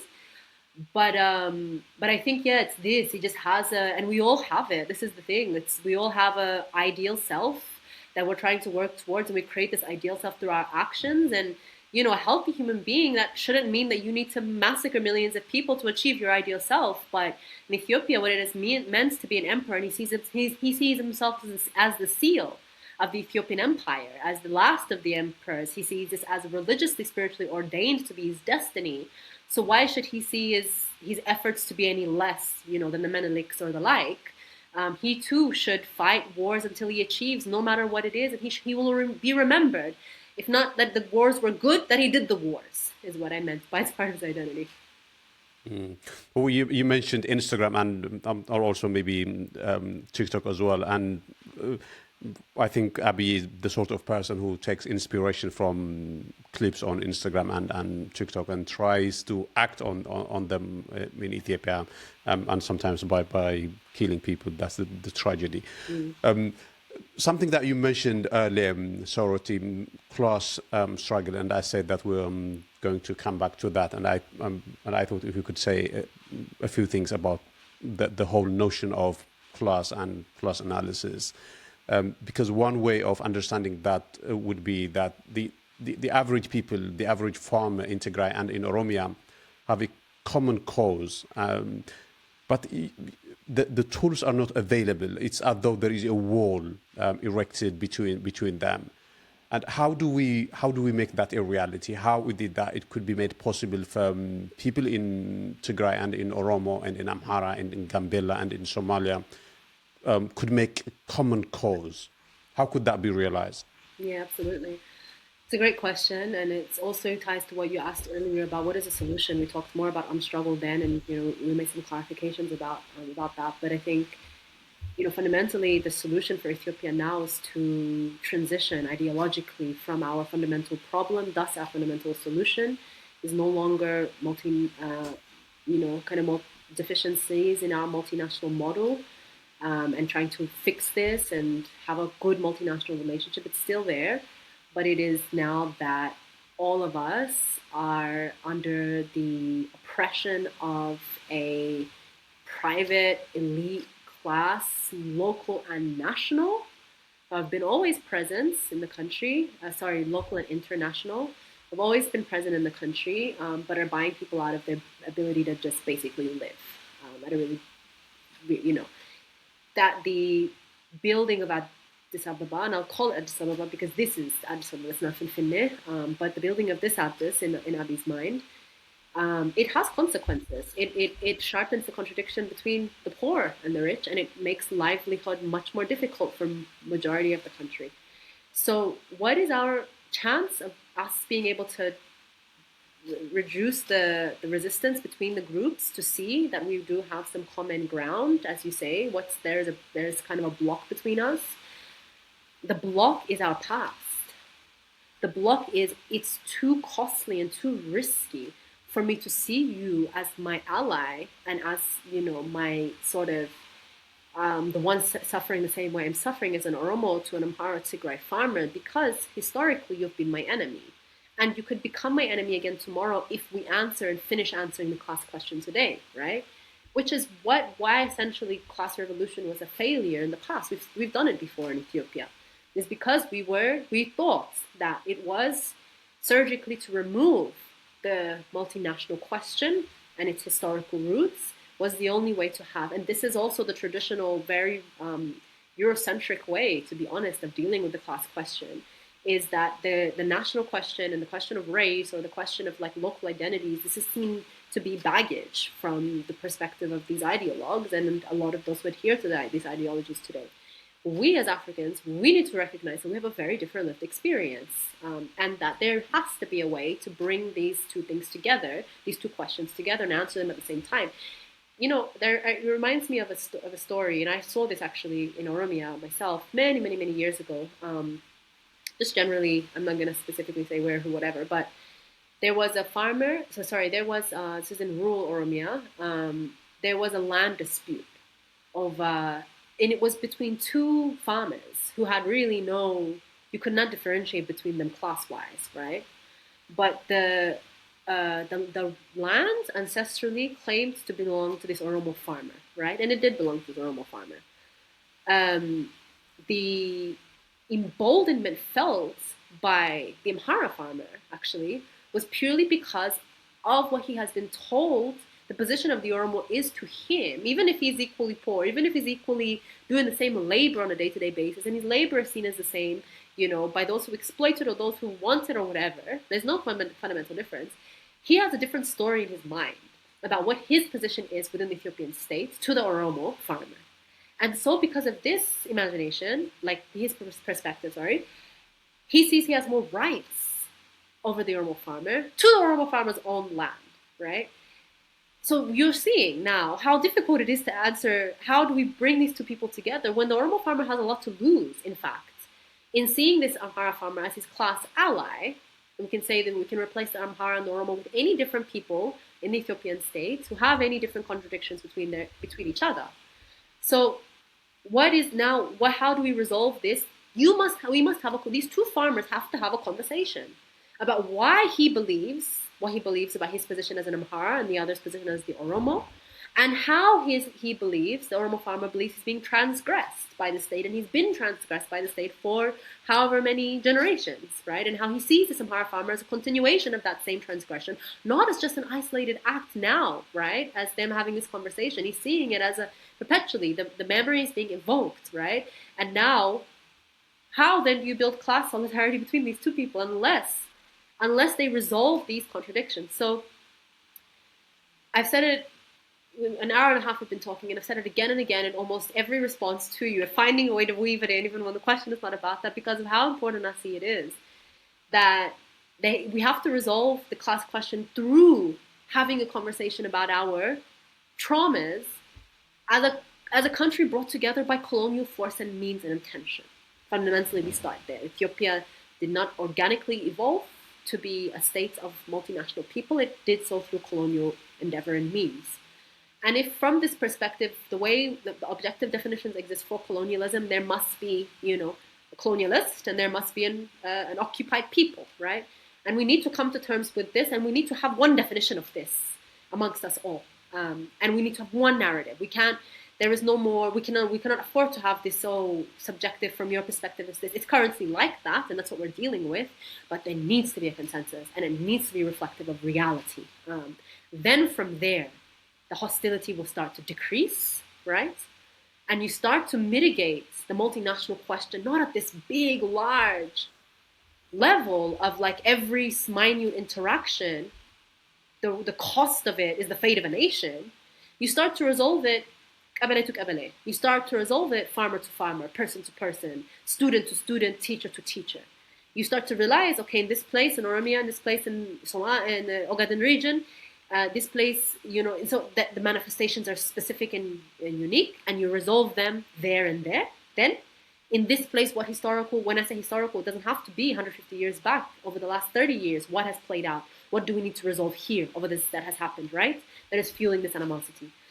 And so it's like we have to have the aim of being in a solidarity class-wise is something we can always maintain. And everything that comes to kind of undo that for us, and it will constantly be our history. It will always be our history. It will always come back. We need to say, oh, no, we need to maintain the solidarity at a class level so that we're not exploited, right, by those who want to exploit our lands and those who want to exploit our labor. But I will not gaslight myself and silence myself, which is what we did in the 70s. We gaslit ourselves and said, well, where we're from doesn't matter because we share same economic aims or oppressions, whatever.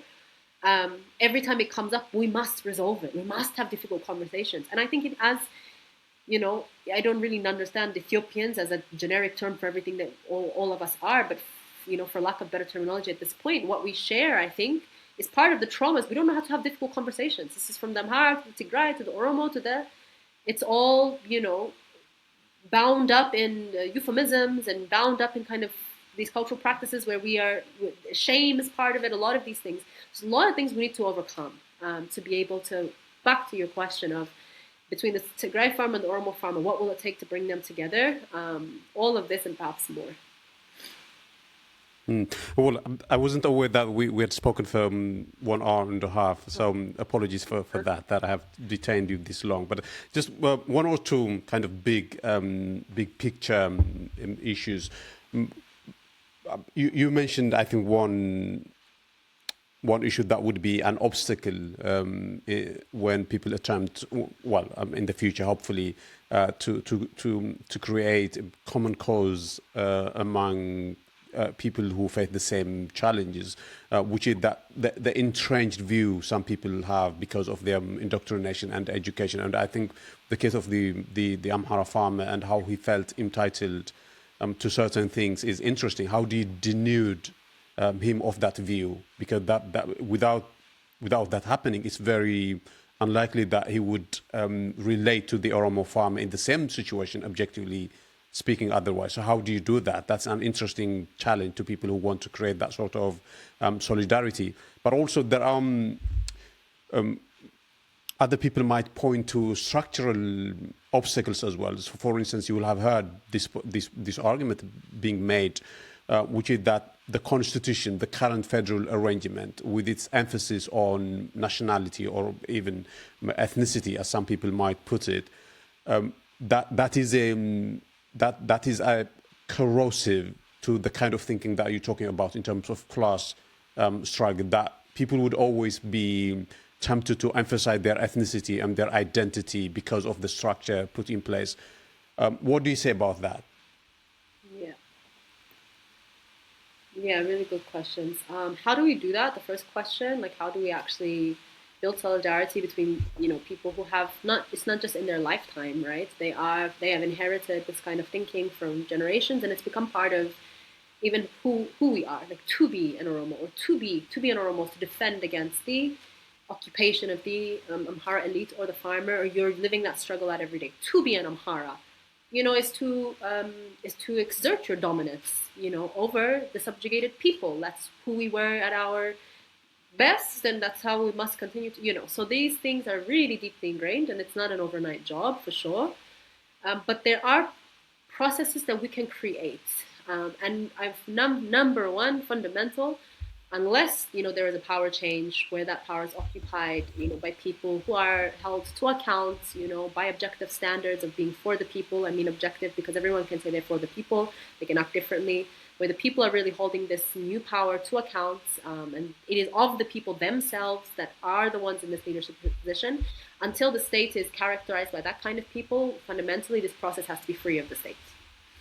And it has to be, because the state has too much to gain, as we've seen. It's used, number one of its tactics has been to build animosity between these groups as a means, to do whatever it wants to do, particularly to make these wars and to keep these people at opposing ends.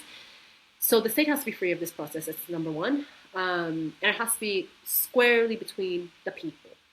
What does that mean, and what does that look like? There are models all over the world, even in our own region, that we can reference, that we can look at, or we can talk about, to see how do we bring people of varying different backgrounds together to have difficult conversations. I know people have lots of different feelings about the Kurdish movement and the Rojava, but it's been a big part of my kind of education process politically, studying with this movement, and what they were able to build in Rojava at a grassroots level. I'm not talking here about the kind of international support they had or didn't have, or their alliances, but at a fundamentally grassroots level, the process they went through to build the people's constitution was a long process. And it was very, like we have it in Oromo society, very Gada-esque, right? In that every kind of minor cell of the society has to be seen as of greatest importance. And everything that comes from that minor cell of society has to be. And that there are multiple lines of relationship at any time. It's not just the Oromo and the Amhara farmer that defines that line of relationship, that defines the relationship between these two groups. You also have the relationship between the Oromo elite and the Amhara elites. And this paints a very different picture about they collaborate all the time. They've collaborated in the past, they'll do it again in the future because their interests are more aligned.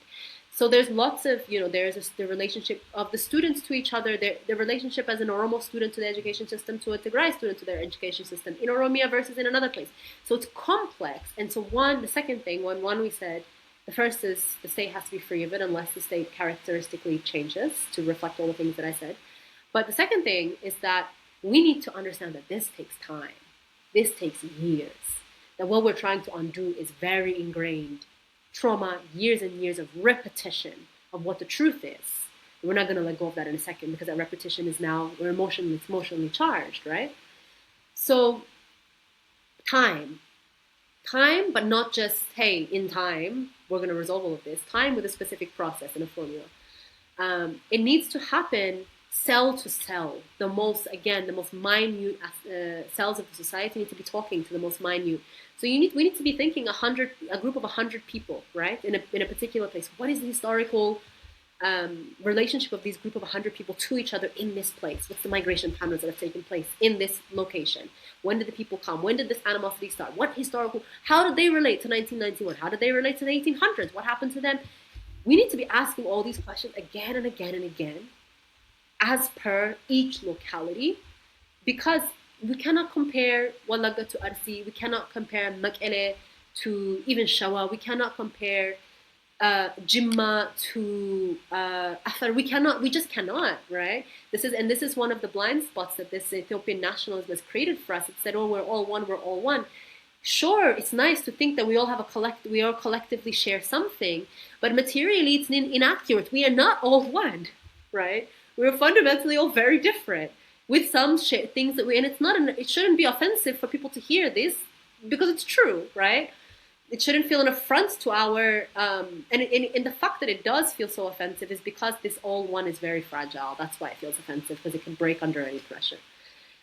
So yes, the third thing is this, that it needs to take place at the most grassroots of levels, and it needs to be allowed to take the time that it does. We cannot expect that there's a replication between one group of 100 people to another group of 100 people, though we must follow the same process. And I write about this again in the political work of ODRP to say, what is that formula, right? What is the formula? And for us, it's a combination of dialectic materialism, what does this mean? It means to look at reality for what it is.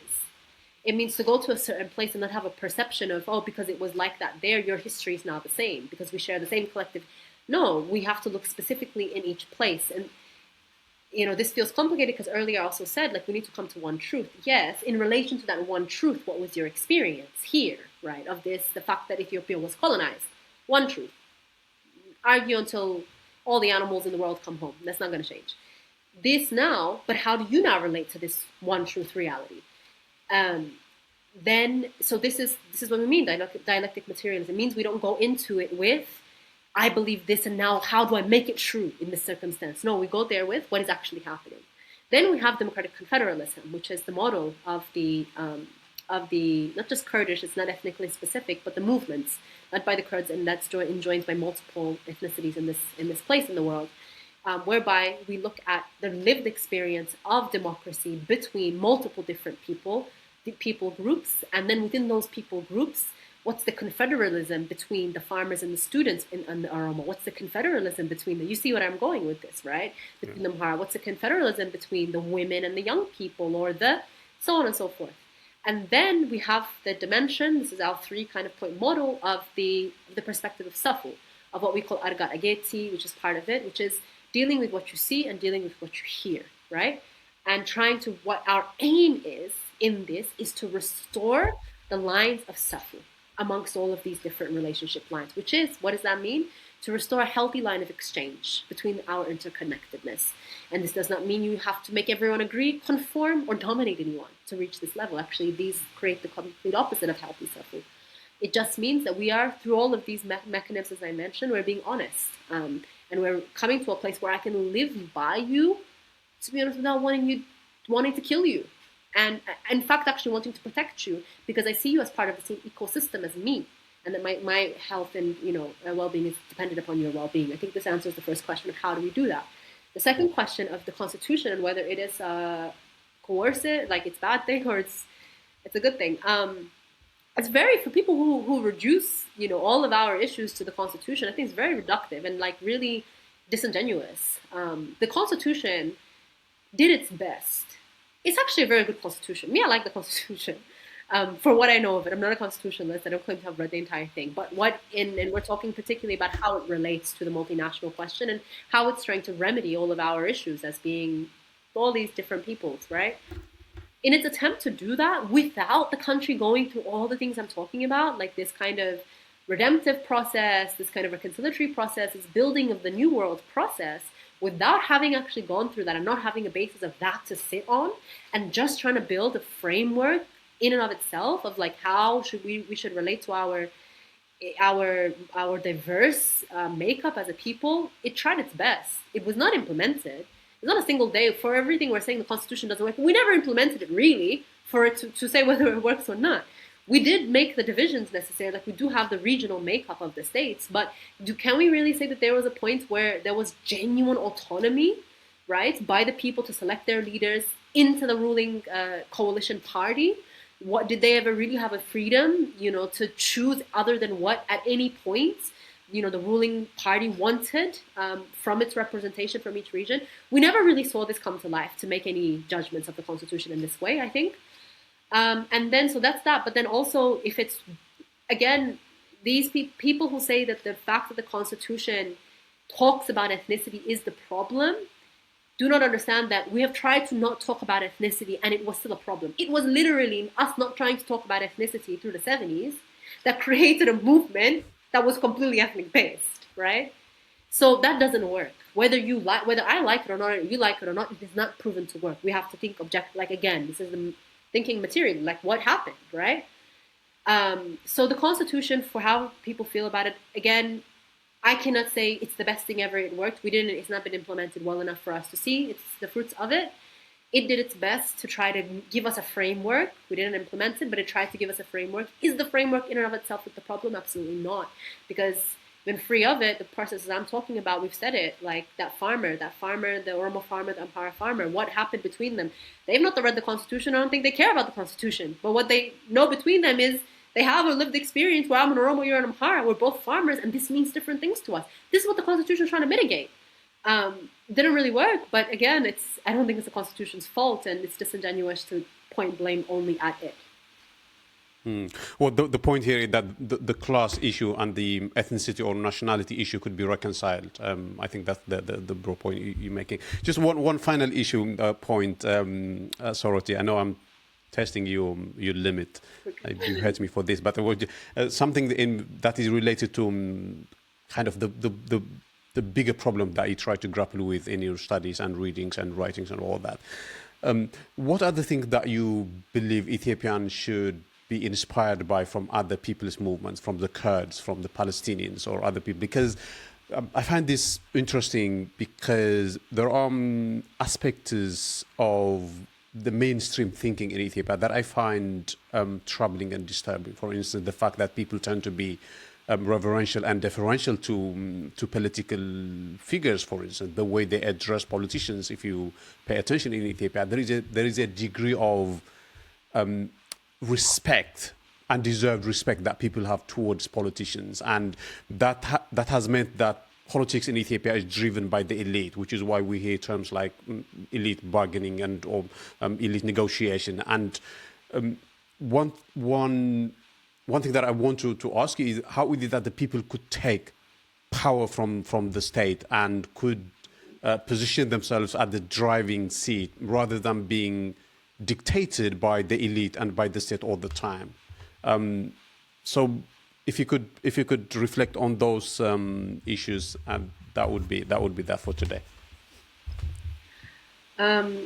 You said it actually. You said the response I want to give. As soon as you said, what is it that we can take from, other movements and other revolutions, and not all of them, but something that we lack, that perhaps other people are doing a little bit better, is definitely the kind of unquestioned loyalty, and kind of like there's only been moments where I feel like we've overridden this fear of like a fearful respect of authority and the state to be able to create some sort of broad-based movement.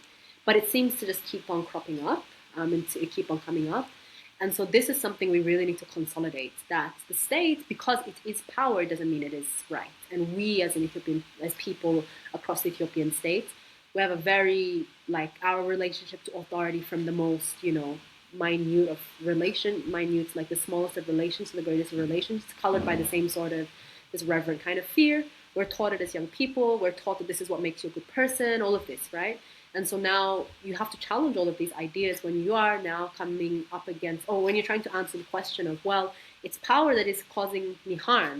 It's those who are, I've been taught to, because they have power, revere, and respect, that is causing me harm. How do I act?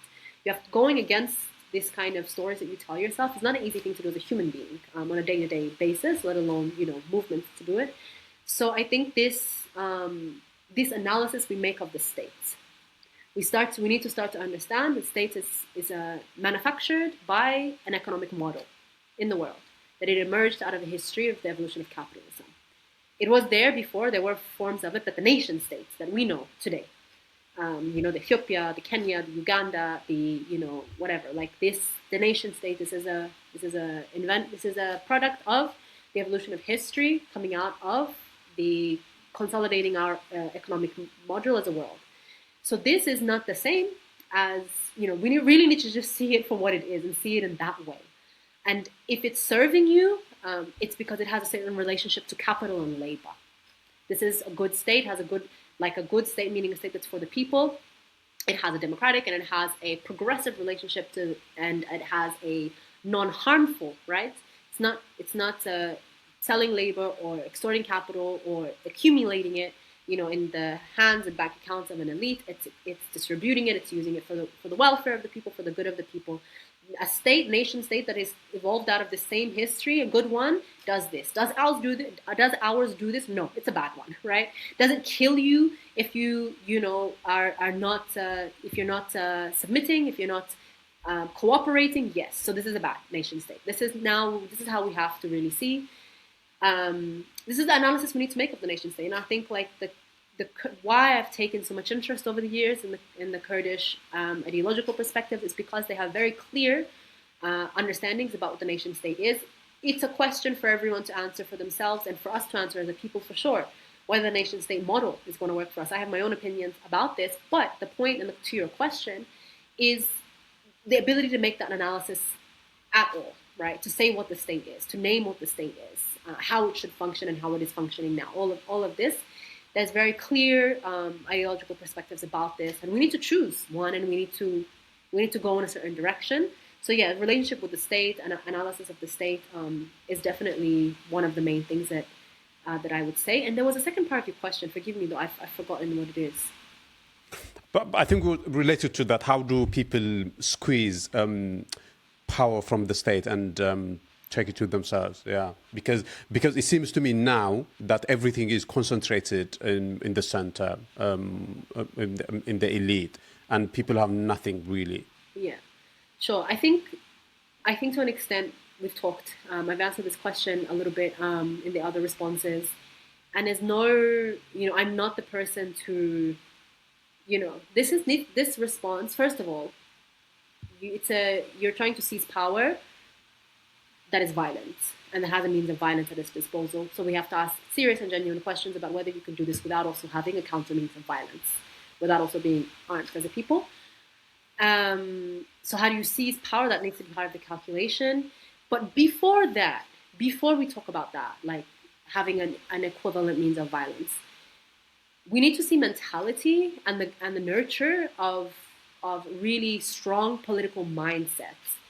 To understand what it means to be exploited, to understand who is exploiting you specifically, to be able to differentiate, the one who's being puppeteered before you versus the one doing the puppeteering and how you deal with both.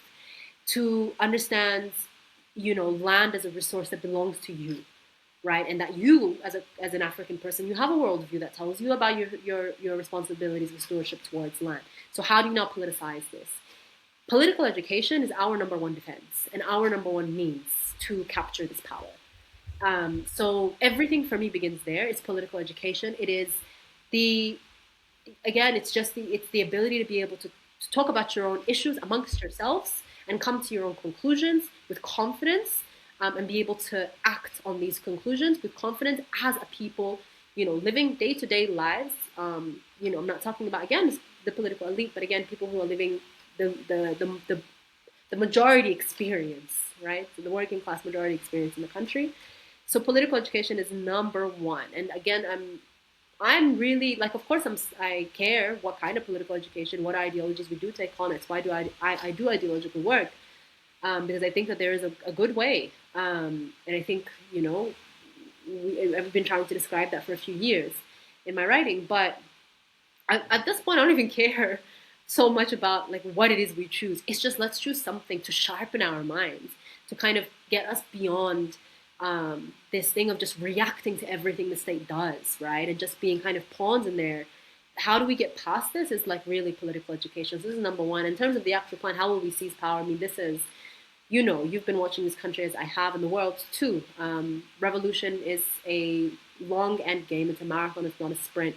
It has many points where you strategize again. There's many inflection points and deflection points, and yeah, it's not a straightforward answer in terms of the actual roadmap. But these two things, to analyze our relationship to what it means to seize, power from a violent entity. What does that mean? What does that take? And then political education is our number one defense. And arms, to be honest, the question of arms without solid political education is a recipe for truly disaster. Thank you very much, Soretti. The plan was for 1 hour, but we have gone on for 2 hours. I don't know who is to blame for that, but thank you very much. It was wonderful and such a joy, and I hope it's going to be the same experience to our viewers as well. You mentioned some interesting topics as well, like dialectic materialism and all that, and I got the sense that these are things that we should maybe talk about another time, but they would take another 2 hours. But for today, thank you very much. You're most welcome, Sekou. Thank you for having me, and yeah, I look forward to that, to any future conversations.